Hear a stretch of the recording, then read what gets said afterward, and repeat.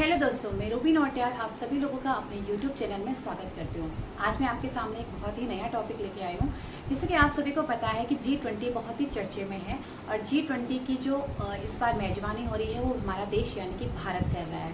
तो आजकल जो है G20 बहुत ही चर्चे में है, तो क्यों ना हम इस G20 को समझें और G20 के बारे में देखें कि आखिर G20 है क्या। तो G20 को लेकर हम 2 वीडियो बनाएंगे, जिसमें आज का जो वीडियो होगा हमारा सिर्फ G20 के इतिहास को लेकर होगा और नेक्स्ट वीडियो में हम देखेंगे कि किस तरह से भारत ने G20 की मेजबानी की है और कितनी बैठकों में यह मेजबानी हुई है और कब कब हुई है। तो चलिए शुरुआत करते हैं। तो मैं आपको बता दूं, G20 जो है इसे ग्रुप ऑफ 20 भी कहते हैं, अर्थात इसमें 20 देश शामिल है। तो कह सकते हैं कि 20 देशों का समूह है जो ग्रुप ऑफ 20 के अंतर्गत आता है। ग्रुप ऑफ 20 इसमें सदस्य है 20 देश। अगर इसकी स्थापना की बात करें तो 90 के दशक में यानी कि 1997 में एशियाई आर्थिक वित्तीय संकट आया था, जिसके बाद ही 26 सितंबर 1999 में 1999 में इसकी स्थापना हुई थी। और अगर इसके उद्देश्य की बात करें तो वैश्विक अर्थव्यवस्था से संबंधित, वैसे इसके उद्देश्य अब बढ़ चुके हैं, लेकिन शुरुआत में इसका उद्देश्य था सिर्फ आर्थिक स्थिति को मजबूत रखना। जैसे कि मैं आपको बता दूं कि जो वैश्विक अर्थव्यवस्था है उससे संबंधित जो भी मुद्दे होंगे, जैसे वित्तीय संकट हो गया, प्लस इसमें जलवायु परिवर्तन से लड़ने और सतत विकास के लिए किया गया है। ठीक है, स्टार्टिंग में इसका सिर्फ एक ही काम था कि जो आर्थिक व्यवस्था है उसको मजबूत बनाना, लेकिन इसके एजेंडे में विस्तार किया गया और वर्तमान में इसमें काफी मुद्दे शामिल किए गए हैं। अगर मैं बात करूं तो इसमें जो शामिल देश थे, क्योंकि हमें पता है कि ग्रुप ऑफ 20 का मतलब होता है इसमें 20 देश शामिल है, तो इसमें कौन कौन सी कंट्रीज शामिल है वो हम देखते हैं। तो सबसे पहले देखेंगे ऑस्ट्रेलिया। इसमें ऑस्ट्रेलिया शामिल है, चीन, ब्राजील, कोरिया, गणराज्य फ्रांस, जर्मनी, सऊदी अरब। अगर आपको ब्लैक बोर्ड पे नहीं दिख रहा होगा तो आप मेरे शब्दों को महत्व देंगे। सऊदी अरब, रूस, Turkey, United kingdom, Argentina, Canada, Japan, संयुक्त राज्य अमेरिका, इटली, भारत इसमें है, मैक्सिको, दक्षिण अफ्रीका और यूरोपीय संघ। अर्थात हम कह सकते हैं कि 19 कंट्रीज प्लस यूरोपीय संघ इस ग्रुप ऑफ 20 में शामिल है। अगर मैं बात करूं तो G20 का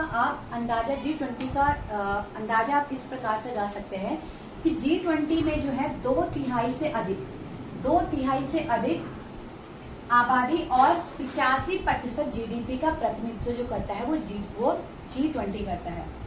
अगर मैं बात करूं तो इसके सदस्य के जो देश है, मतलब जो देश इसके अंतर्गत आते हैं वो 75% अंतर्राष्ट्रीय व्यापार करते हैं। तो इस तरह से हम कह सकते हैं कि इसका जो G20 के अंतर्गत आते हैं, इसके अंतर्गत विकसित देश के साथ साथ विकासशील देश भी आते हैं। कि शुरुआत में यहाँ वित्तीय मंत्रियों और केंद्रीय बैंकों के गवर्नरों का संगठन हुआ करता था। जब इसकी स्थापना हुई थी स्टार्टिंग में, तो इसमें सिर्फ जो वित्त मंत्री होते थे और जो केंद्रीय बैंक के गवर्नर होते थे, इन्हीं का ही इसमें क्या होती थी, आपस में मीटिंग वगैरह होती थी। परंतु 2008 में एक भयानक मंदी का सामना करना पड़ा था, जिसके कारण क्या हुआ कि इसमें शीर्ष नेताओं को का संगठन के रूप में इसे तब्दील कर दिया। अर्थात हम इस तरह से इसको समझ सकते हैं कि शुरुआत में यहाँ वित्त मंत्री और केंद्रीय बैंक के जो गवर्नर होते थे, इनके आपस में मीटिंग होती थी, चर्चा होती थी और यही आपस में जो मुद्दे होते थे उनके ऊपर क्या करते थे, चर्चा करते थे।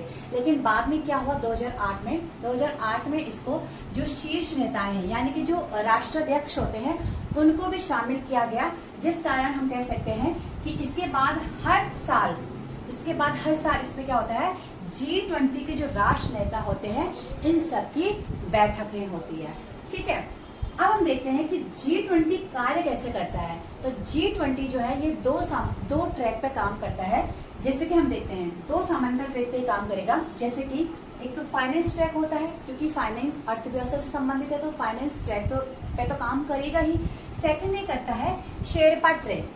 तो जो फाइनेंस ट्रैक होता है ये तो आप सिंपल तरीके से समझ सकते हो, लेकिन जो शेरपा ट्रैक होता है ये थोड़ा सा अलग तरीका का होता है।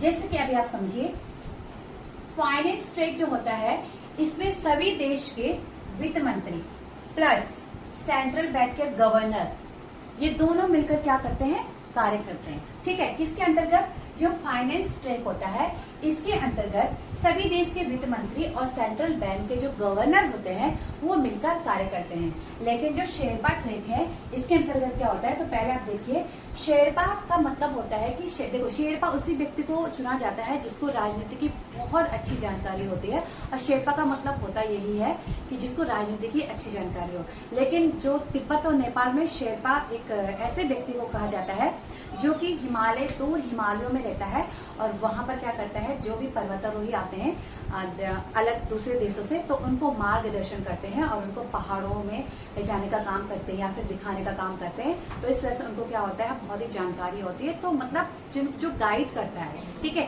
तो उसी को क्या कहेंगे, शेरपा कहेंगे। तो यहाँ पर शेरपा देख सकते हैं कि शेरपा ट्रैक का नेतृत्व वो व्यक्ति करता है जिन्हें सरकार की ओर से शेरपा नियुक्त किया जाता है। तो हर एक देश का एक शेरपा होता है।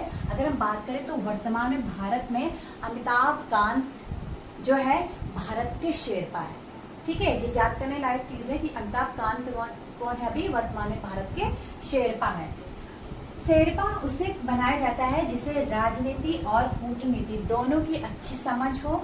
ये मूलतः सदस्य देशों के शेरपा के साथ, मतलब जो अन्य देश के जो सदस्य होते हैं, जो वहाँ के जो शेरपा होते हैं, उनके साथ समन्वय बनाते हुए राजनीति व अन्य मुद्दों को तय करते हैं, ठीक है, और बैठकें करते हैं और समय समय पर अपने लीडर को अपडेट करते हैं, ठीक है। G20 के साथ जो समन्वय बनाने का काम होता है वह इन्हीं शेरपा का होता है। तो अगर मैं बताऊं कि G20 के जो वर्किंग ग्रुप्स है वो कौन कौन से हैं, तो वो 13 वर्किंग ग्रुप्स है, जिसमें हम सबसे जो इम्पोर्टेंट है, जैसे कि देखिए एनर्जी हो गया, ट्रेड इन्वेस्टमेंट हो गया, डेवलपमेंट हो गया, एम्प्लॉयमेंट हो गया, टूरिज्म हो गया, एग्रीकल्चर हो गया, डिजिटल इकोनॉमी हो गया, हेल्थ हो गया, एजुकेशन, कल्चर एनवायरनमेंट और एंटी करप्शन, ये सारे जो है हमारे वर्किंग ग्रुप्स है, जिनके अंतर्गत जो है हमारे जो शेरपा होते हैं ये क्या करते हैं, कार्य करते हैं। अब हम देख एक शब्द यहाँ पर और आता है ट्रोइका। ट्रोइका क्या होता है, तो इसको भी देखते हैं, क्योंकि ट्रोइका जो है बहुत ही महत्वपूर्ण है। जैसे कि देखिए यहाँ G20 के भीतर एक शीर्ष समूह को संदर्भित करता है, कौन, ट्रोइका।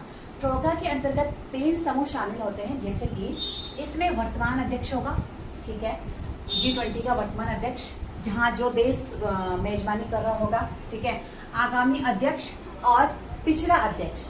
तो इन तीनों जो 3 देश होंगे, इन जहाँ जहाँ ये बैठकें होती है, जहाँ जहाँ G20 का सम्मेलन होता है, वहाँ के जो अध्यक्ष होंगे, इन तीनों को ही क्या कहा जाता है, ट्रोइका कहा जाता है, ठीक है। और ये लोग आपस में क्या करते हैं, समन्वय करते हैं और एक दूसरे को लीड करते हैं। जैसे कि अगर हम बात करें तो अभी ट्रोइका के अंदर कौन कौन से 3 देश है, देखिए इंडोनेशिया जो है ये पिछला हो गया, 2022 में इंडोनेशिया में G20 का सम्मेलन हुआ था।